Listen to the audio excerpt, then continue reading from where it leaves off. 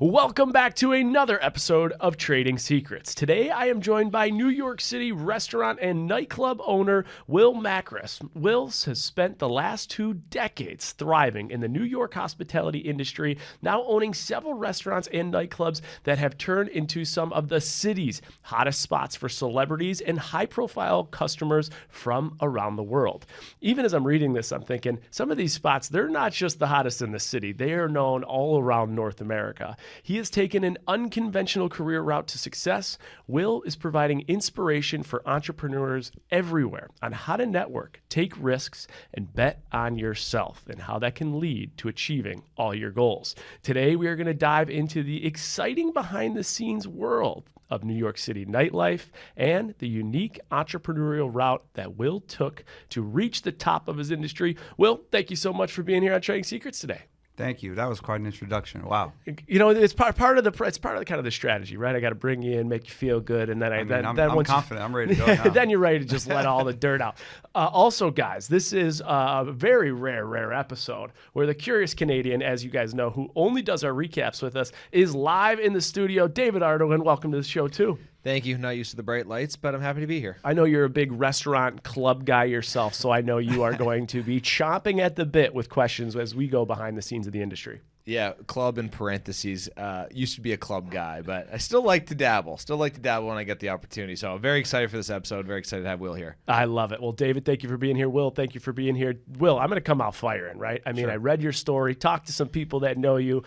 You're extremely highly regarded in the industry and as a professional. But one of the things that came up was that you, once upon a time, were a truck driver for Tropicana. So as I'm doing the research, I see truck driver for Tropicana. He now owns one of the clubs that is the hardest in the world to get into. In fact, you need to be invited. You have to have an exclusive membership. And the likes of Kim Kardashian, Tom Brady, Dave Portnoy, I mean, the list is endless, are all members of this club. It's wildly impressive. I'm going to start with this. From all the steps that you've had along the way, which I'm sure a lot from those Tropicana truck driving days, what do you think is the most pivotal moment in your career that got you to where you are today?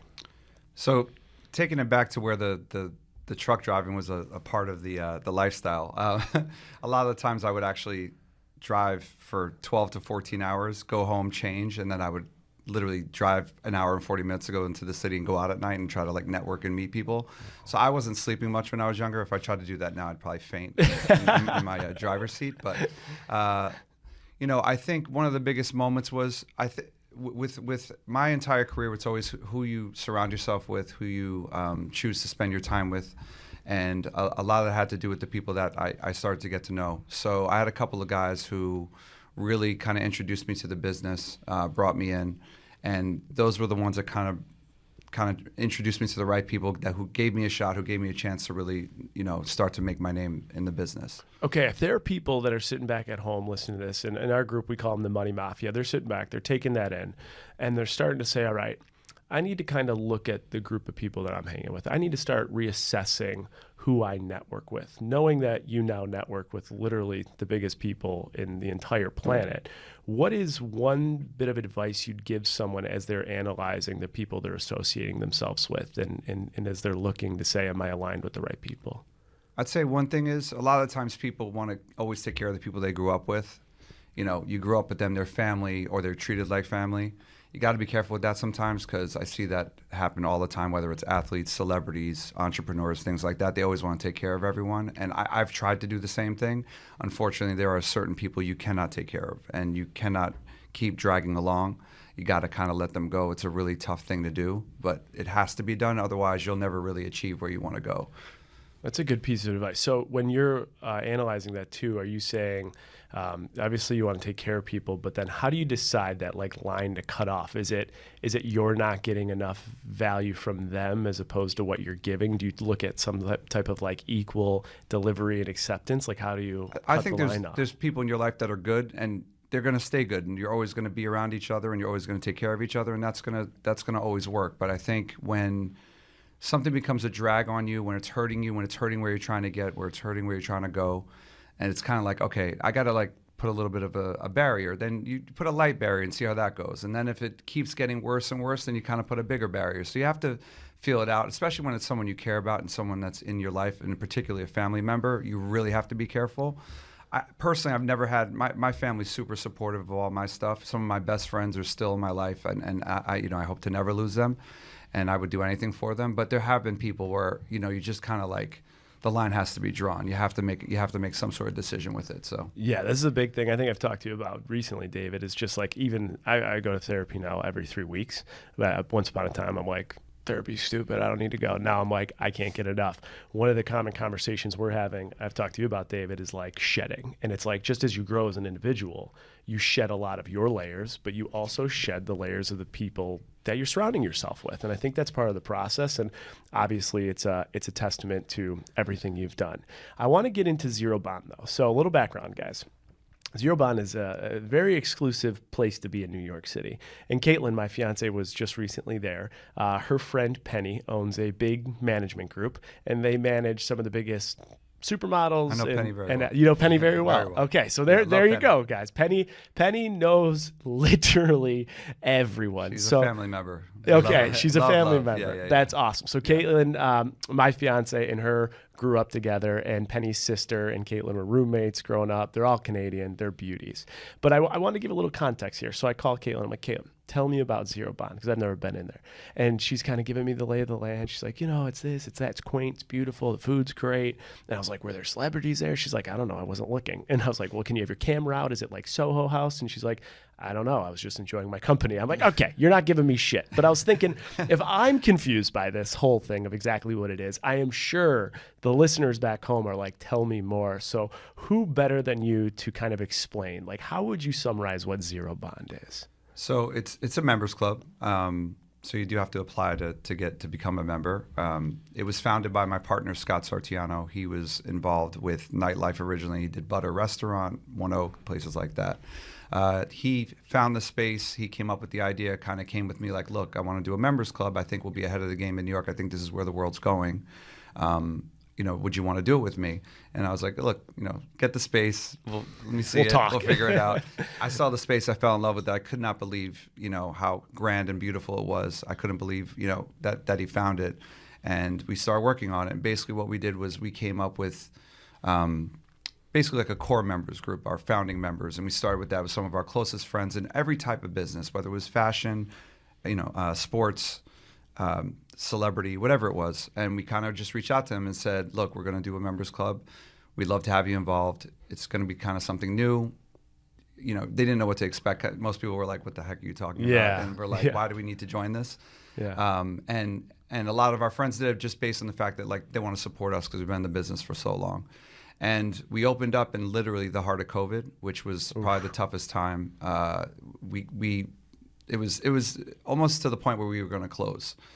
We could only open at 25%. Our landlord was not helping with rent. So we were kind of like, our backs were to the wall.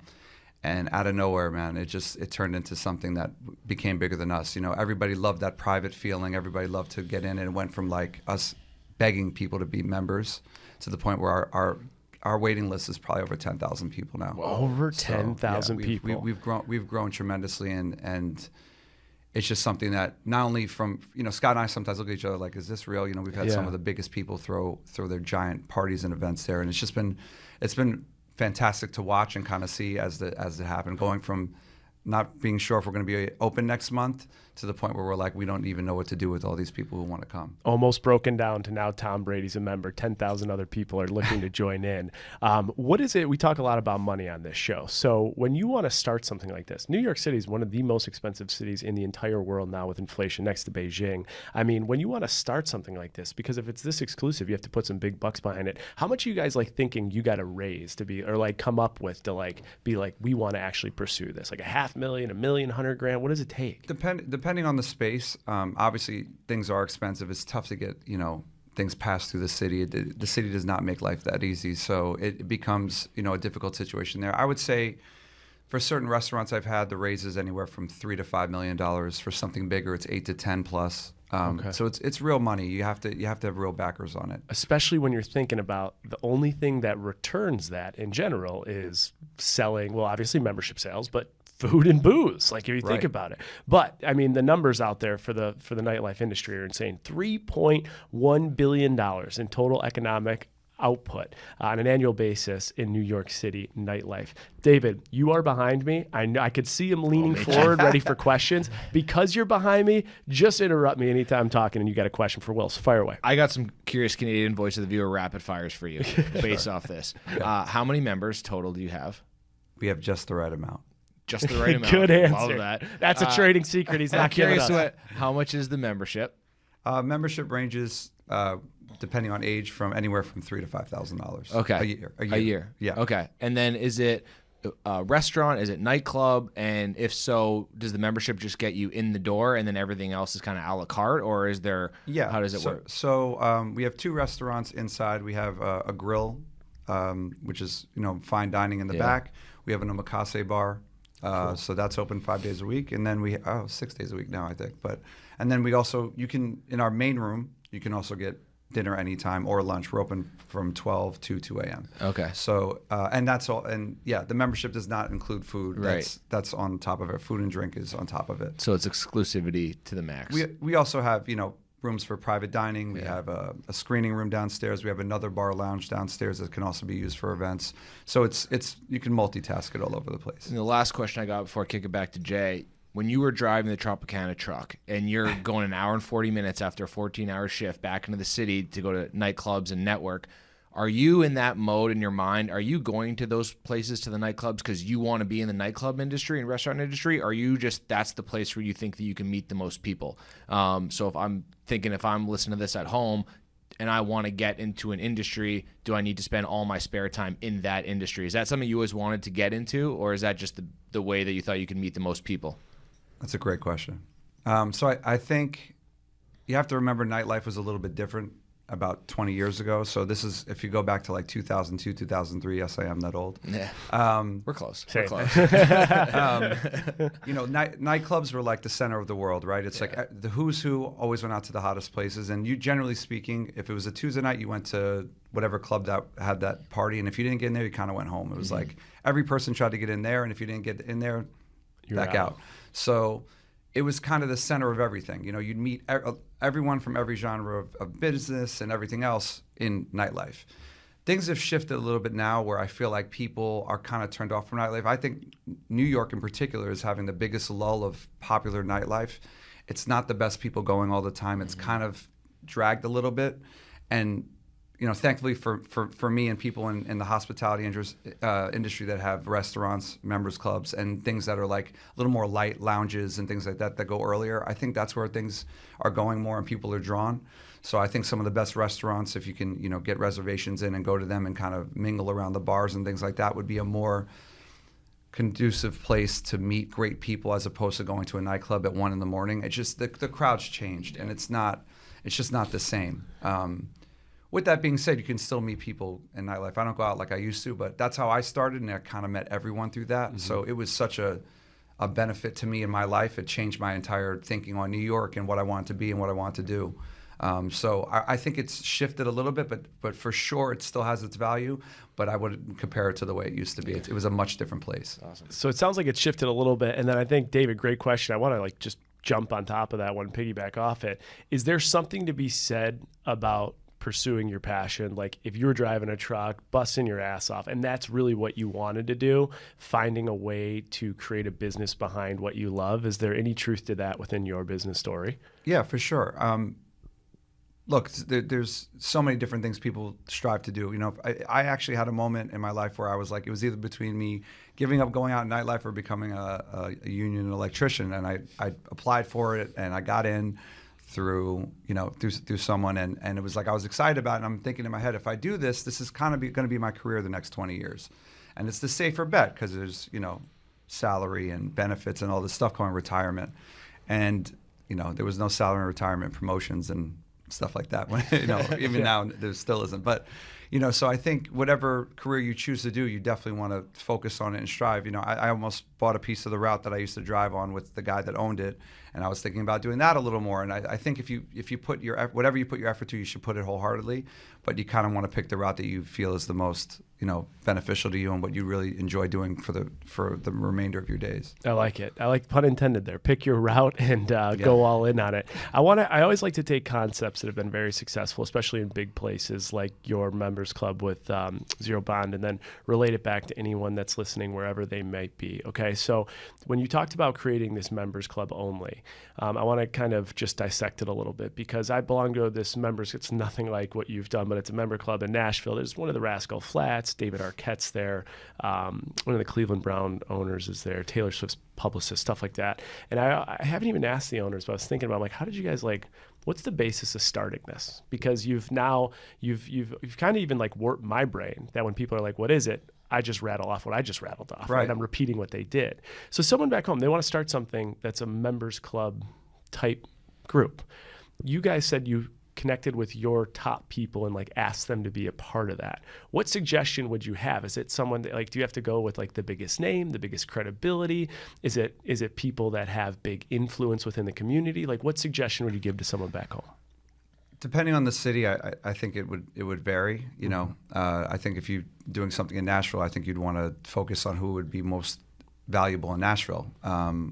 And if it also depends on what you're looking to do. If you're looking to do a membership based on sport, building around sports or building around food, it could be you'd want to focus on that, right? So maybe get a couple top athletes in the city that you're in, try to get them involved in what you're doing. If it's about food, maybe getting some top chefs involved in it. So the reason why we didn't want to focus on one thing is we wanted to be the entire spectrum. So we got a little bit of everyone and picked, and because we wanted to be a group of so many different diverse people. Yeah. And that's basically New York, right? It's everyone. It's diverse. It's a little bit of everything. So, but if you're trying to do it, I think you'd want to focus, for the most part, focus on one thing and try to get the best out of what you can do in that city, and then go from there. That would be the start.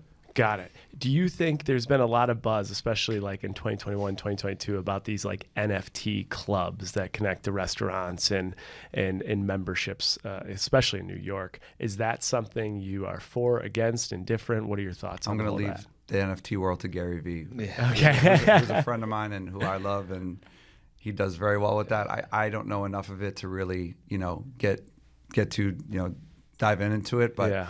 I'm sure there's an avenue for it. I just don't personally know that avenue. Yeah. I'm a little, technologically not inclined in that direction. Yeah. So Gary Vee, you come up with the NFT, and then will run the show and grow it now for we're you. talking. How about that? Then we're good. Then we're good. What kind of marketing do you do for something like that? I mean, is it word of mouth? Is that like the exclusive for membership? Yeah, for membership. The way we did it was. We took a few. We basically made. Scott and I both made lists. Mm-hmm. We kind of took the people that we would love to have, and we knew who would bring, a great diverse group to what we were trying to do, and we just called them, one by one. Text, hey, you got a minute? We did it. We do it in the office. We had this little tiny office, smaller than this. We were like, just working him and I in a room and being like, okay, you call so and so. And we had a lot of friends, because I actually used to work for Scott. I worked for him when he opened. Him and his partner opened up Darby.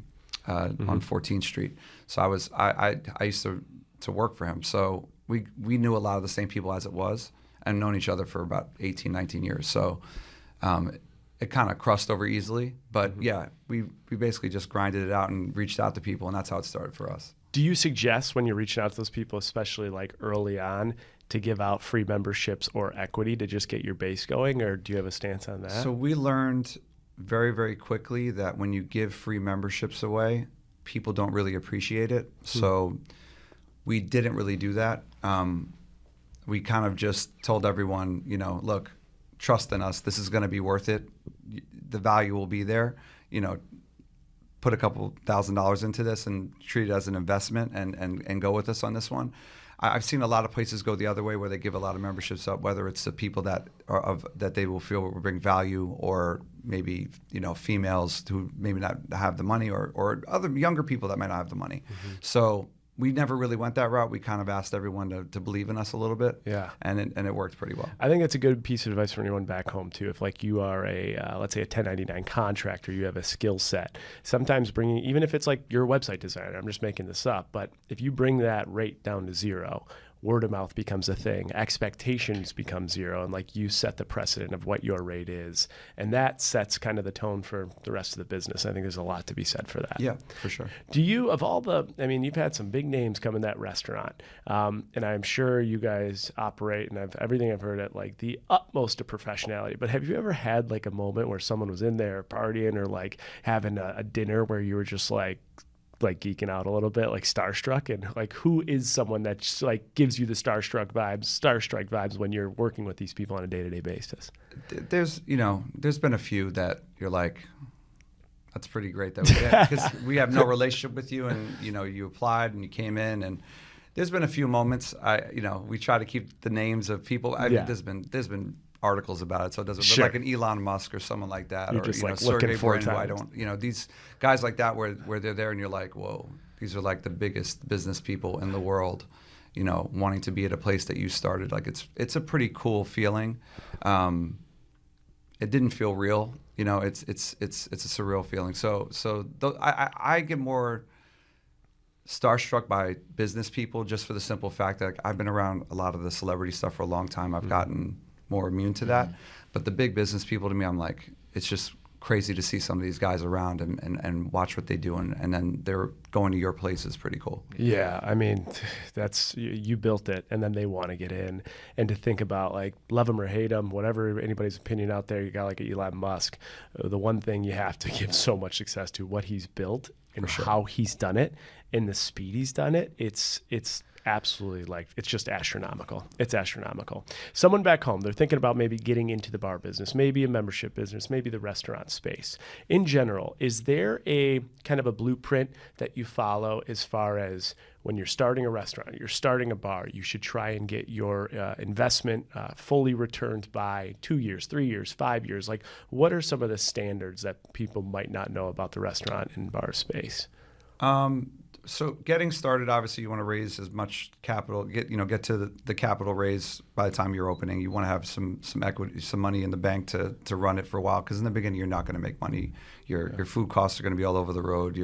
Your labor is going to be over. You're going to give food away to people, friends and family, things like that. So you kind of want to have a little bit of a cushion in the beginning to start. I'd say you'd want to pay back, or at least start to pay back after the first 12 to 16 months. Getting everyone's money back within 3 years in a restaurant, people would be pretty ecstatic if you can do that. I've had restaurants where we got the money back in 14 months. I've got them back where it took 3 years. So it's a battle sometimes. It's very competitive, and some of my places are kind of boutique-y style, where it's not 300 seats making $30 million a year. So, they take time and they take a lot of effort, and you got to really the food industry is not, it's hard. Like the margins like are small. So yeah. you're really working on small margins. You got to check your food costs, and food costs right now are astronomical. Crazy with it's inflation. insane. Yeah, I mean, And look shipping at eggs. The price of all this stuff. Everything is out of control. And sadly, when you go to restaurants, I look at things, I look at the menu, I can see people's reactions of like pricing sometimes. And I feel bad for other restaurateurs, because we try to keep our prices pretty fair in all our places. But some of these restaurants, like, with what they have to do to get I get it, because they have to raise prices to really survive and make a little bit of money. So it's a tough thing, but those are the things I would pay the most attention to. Yeah, chicken wings was crushing us for a bit, being in Western New York. Guys. Avocados Too. Well, yeah, now eggs. I'm like, I don't even eat eggs anymore. I'm like, this is bullshit. I know. My wife opened and managed 2 restaurants in Rochester, New York, where we live, and COVID was like her opportunity, like eyes wide open to get out of the restaurant industry. Being in her mid-30s. What keeps you in it? Like, what keeps you in it after doing it for so long, when you talk about how hard the industry is, in the food industry especially? Like, what really keeps you in it, keeps you motivated? I love hospitality. I've been doing it for a long, long time. I love being around people. I like my places to be relevant. It helps, all the relevance of whether it's a restaurant or Zero Bond or something else, helps me build other businesses and build a bigger brand. So I think the core part of it comes from the hospitality. When people come to New York, they want to go to my new restaurant that opened, or they want to, see what Zero Bond's like. And things like that really, really just push everything else. So it's kind of like the starting point for me, and then it moves everything to build bigger. Very cool. Now, one thing we talk about this show is like just pay transparency, salary transparency. You can't get this information anywhere. And so people back home listening, part of the Money Mafia, they might not have the skill set or desire to own a restaurant. Maybe they want to work in a restaurant. Maybe they even want to do it part-time. They're a college student. They want to do it part-time. I'm going to just name some like areas in the restaurant. And if someone's curious back home, what do you think, let's say, I don't know, maybe either weekly pay, monthly pay, or average annual pay they should target if they're in this role? So let's start with like if you're bartending at like a club, or you're bartending at like a pretty decent bar that's got like decent volume, and you're thinking about doing this as a side hustle. What do you think on like a weekly basis or annual basis they should expect or try to make? So a good bartender, I mean, I forget exactly what minimum wage is now in New York. I think it's 15 or 16, something like that, right? That sounds so, right. Yeah. And if you're at a good bar, you're making $500-$600, dollars in tips a week is my guess. Sometimes bigger. Okay. Some of our restaurants, our waiters do very, very well. I mean, they're pulling out a couple grand a week. Nice. So, and I would say the best job to have in the restaurant would be the host. Interesting. Because okay, I didn't know that. You're going to be, obviously if you're a manager too, but when you're a host, you greet every single person. Whatever VIP or important person comes in, you're the first person that sees. You see them on the list. You pay extra attention to them. You give them your card or your number. And then that contact's kind of yours. That's how I started. I was a host at a nightclub that was super, super popular. And then I became the guy who, if you wanted to sit at a certain table, you got to call Will. You got to call you. So my network got so big so fast that because everybody was calling me to get the best table or where they wanted to sit or where they wanted to be. So I think the host job is a very underrated job. You might make less than the bartender, but in the long haul, that value will go a long, long way. One handshake, could change your life. Okay, guys, back home, looking for side hustle and trying to build your networking. That's a trading secret of all the guests we've had in all the high places. No one has said potentially become a host, and that'll increase your network. So at the restaurant and bar, just the entire industry, waitress, waiting, bartending is where you'll make some good money. Hosting is good networking. I've heard a rumor out there, and tell me if you're wrong, but some waiters and bartenders make more than the managers of the entire joint. Is For that sure. true? Yeah. Managers, it's a great job. It's a great trade. And you always need good managers in whatever place you have, whether it's a club, a restaurant, whatever it is. But waiters and waitresses usually end up making more money per week. Give me a salary range of pretty good spot. You don't have to use your spot, but a pretty good spot in New York City that's managing a restaurant. What have you seen, like low, medium, A good high? general manager's making anywhere from 110 to 150, depending on how good they are and how experienced they are. Assistant managers are probably making anywhere from 70 to 90, 75 to 90, something like that. Okay, got it. Now let's go into the kitchen. Would you say, based on your experience, is that the hardest role in the entire place? Yeah. I mean, finding the right chef, which is so important. Yeah. My partner Kobe Levy in the restaurant side he has the best network of restaurateurs and chefs I've ever seen. So thankfully he's very linked in on that. But it is so hard to find good chefs. It's so hard to find good kitchen staff. The kitchens get hot in the summer. It's just a sweat. And some of our kitchens are so small. I'm like, how on earth do you guys make this great food in this small space and with this amount of people coming to our restaurants? It's pretty impressive. And that, you want to talk about something you have to love. You have to love making food and serving people. Yeah. That's just something that's built into you. Because compensation wise for like an executive chef or someone on the line, it's pretty minimal, right? On the line, yeah. On the line, really good. Same thing. It would be in or around a 70 to 90,000. If they're really good, you can go to 100. Okay. An executive chef, if he's doing multiple places, anywhere from 120 to 150. Yeah. Okay. If he's a partner, it could be 150 plus points in the restaurant, things like that. But yeah, again, it's not an easy business. You got to love to do what you do. Yeah. Shout out to Trevor Mooney, good friend of mine. He's full-time in business and finance, and he's a brilliant finance mind. But he's so obsessed with cooking that he ended up working his way into a Michelin two-star restaurant in Chicago. Wow. And he works about 12 to 16-hour shifts every single Saturday and Sunday. We wear this Whoop band, right? And he shows me his heart strain. If I run probably a marathon, I'll have less strain on my heart than he gets in 2 days working on the line. And I said to him, because I know how much he gets paid, and it's not much. He said, I was like, why? Like, what's the motivating factor? And his whole thought process was, 1, I love it. 2, I'm not spending money. And 3, I am learning such a skill set that I'll have for the entirety of my life through the best chefs in the world. I don't care about the dollars and cents of it. No, I'm just hearing the stress of being in a kitchen. Back in the day, You're starting to sweat just thinking it about would it. be like me in Starbucks. If I had to work at Starbucks, I would be so overwhelmed. I can't imagine like the hot kitchen and like sweat pouring over you and like having to make those meals. But passion project wise too, like those chefs like love it. That's what they do. I don't know if you guys ever seen that show Bear. I think it was. Yeah. On Oh Netflix. yeah. I stopped watching it. It was awesome. I loved it, but it was so stressful watching this guy in the kitchen. I was like having a melt. I was like, this is what goes on. I'll keep the door closed for now. Like, I was having a full like panic attack watching him like running everything around. So. It's a lot back there. And the hours they work. I mean, it's absolutely insane. Now, we have people come on from all different industries. We have comedians, actors, athletes, musicians, all over the board. Restaurateur is the first. But one of the common themes that we're seeing in all these industries, even like when we had Rob Gronkowski on 2 weeks ago, he's talking about how he's making more money now after being in the NFL than his NFL contract. In your business, what is the biggest change that you're seeing, and how do you think it impacts the industry as a whole? The biggest change in the restaurant industry? Yeah. I think, a lot of these Michelin star restaurants, some of them do like these 12-course, 3-hour, 4-hour dinners. I'm not to say that there's not a place for them, there is, but I feel like people are such, like their attention spans are so short now. So you kind of want to get people in and out. I don't care what restaurant it is. You could be at your favorite restaurant in the world. You kind of want to eat, have a drink, get out, move to the next thing. I always make a joke. People's favorite nightclubs are the Uber ride. It's like everybody's best place they go to is the next one, right? Yeah, it's always like, oh, we got to go here. No, we got to go. Oh, this is terrible. Let's go here.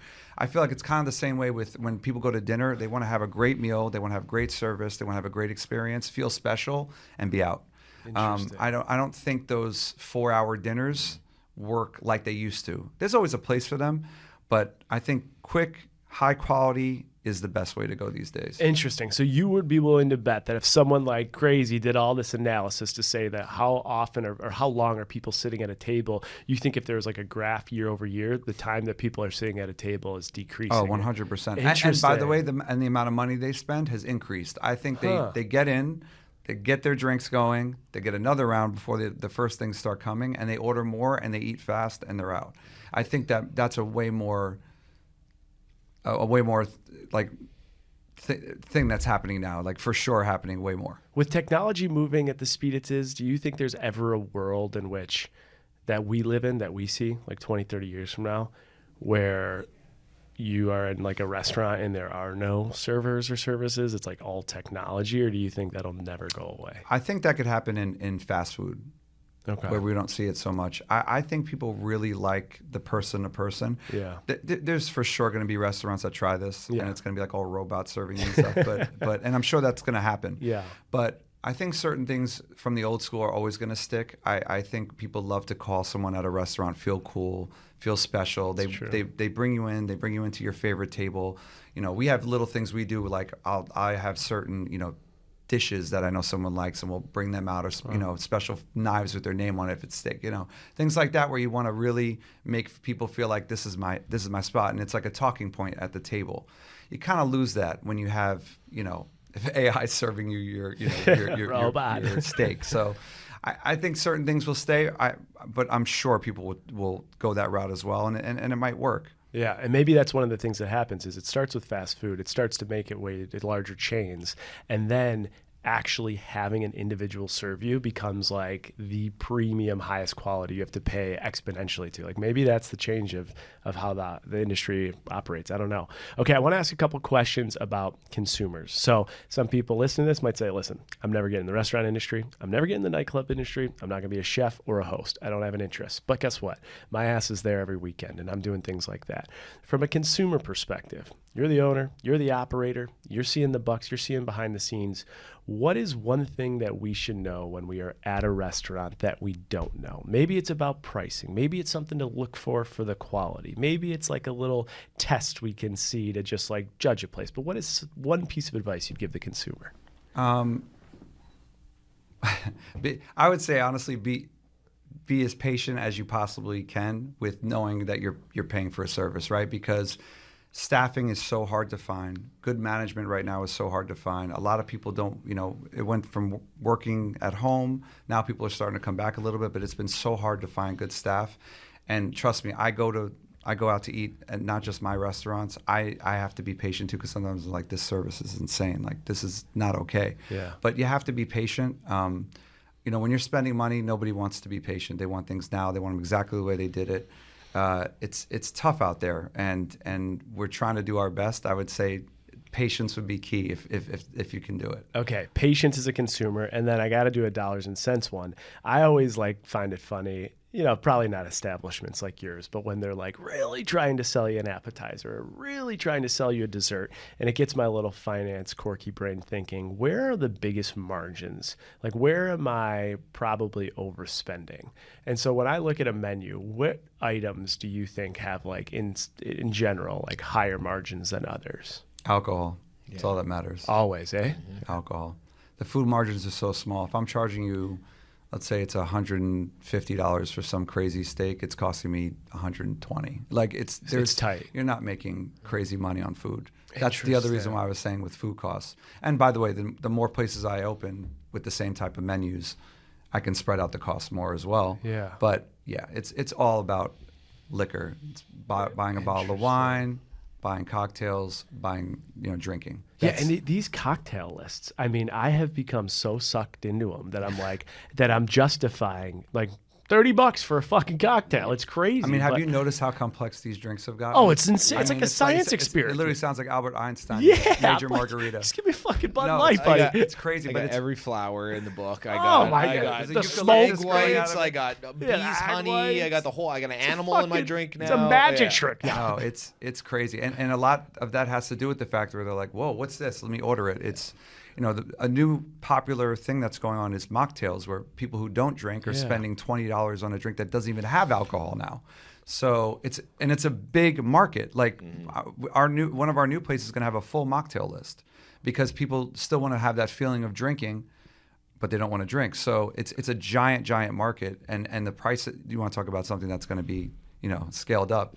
You're going to make tons of money. Yeah, for sure. It probably costs you 50 cents to make that. What's the human behavior behind that? So drinking, we've talked about this too, right? Drinking in general, I think they're seeing as like a slow decrease of that. Do you think that's a result of like edibles and mushrooms coming in? 100%. Okay. And how does that impact your business? Like, do you imagine a day where clubs are going to have like a mushroom and edible and marijuana list too, just to make up for that lost revenue? If it's legal, I'm sure. I mean, I think a lot of the young people have steered away from drinking a lot more. It's more about, you know, taking mushrooms or doing some sort of weed edible or smoking before, whatever it is. I mean, a lot of times you'll go to if you go to a rave in Brooklyn, the bars are empty unless they're getting bottles of water. So I think that's really moved into, it's taken over kind of that market. But there's still a place for drinking. I don't think. I mean, come on. Yeah, it's people, when you go to dinner, people love to have some sort of cocktail and things like that. But I do agree with you. It's definitely changed, especially for the younger generation. It really does the other stuff more. Yeah, David, in the recap, we'll talk more about like how that could change the landscape. Like, where would they make money? Would you have to pay like a $200 cover to get into a place because they're not charging alcohol? Well, they do that. That's what happens today? Yeah, because the money isn't coming from the bars, so they have to charge. So that really, in 2023, that's existing. Kids are not drinking like that. For sure. Not even close. There's a place, Brooklyn Mirage in New York. It's giant, thousands of people. Half the time you can walk up to the bar, unless they're, like, it's not that busy. It's they got to make their money other ways. They got to sell tickets. They got to sell tables, things like that. Imagine that. All right. Well, David, before we get into the trading secrets from Will, do you have any other questions on the industry? Or I got another quick rapid fire, 3 questions. Okay. Sure. They can be your places or not. Number one place to go for dinner in New York City, your favorite place?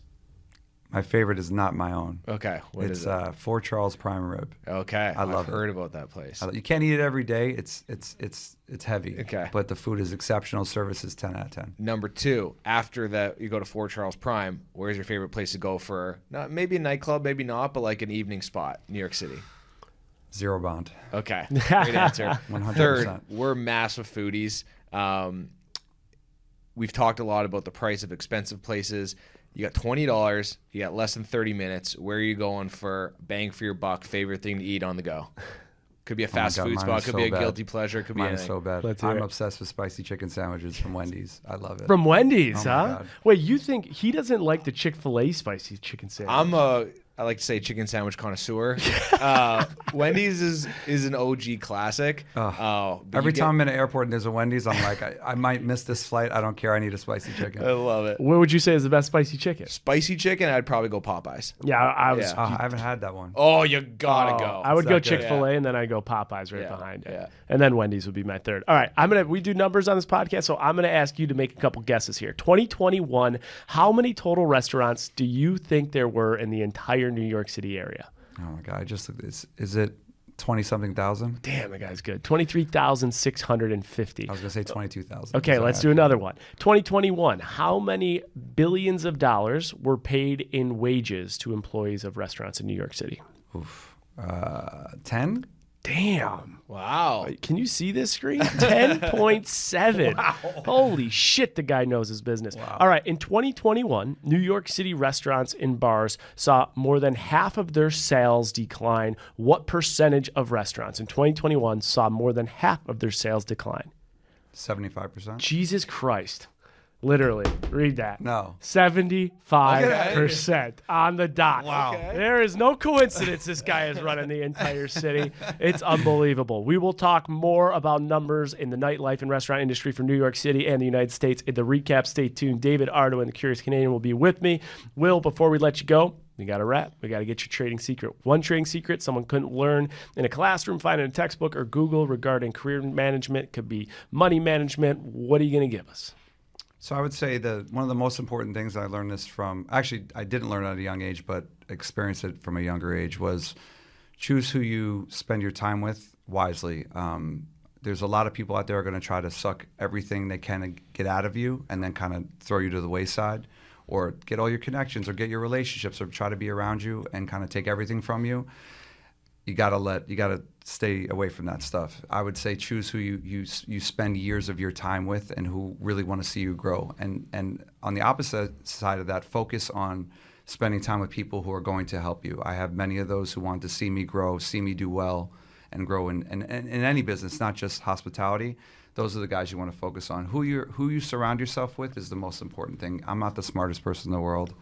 It's about who you're around and who wants to see you grow, because there's always somebody bigger than you. I love that trading secret. I think there are a lot of people in this world that do just giving and don't take. I think there's a lot of people in this world that just take and don't give. And finding the people that you're spending with to make sure there is a really healthy balance of give and take is so important. Will Makris, that is one hell of a trading secret. Where can people find you? If they have questions about the industry, they want to reach out, they want to follow you, where's all your information? I think the easiest one is probably Instagram. It's Will Makris, WILLMAKRIS. Beautiful. And all the information regarding your restaurants and everywhere. I think I have everything listed. There's also attached as Makris Hospitality, which has all the stuff that I own. Yeah. So you can kind of click on those things and see it. But that's attached to my normal Instagram. So. Perfect. Check it all out. Even if you're interested, you might not be able to get into some of those establishments. Will, thank you so much for being on this episode of Trading Secrets. Thank you for having me.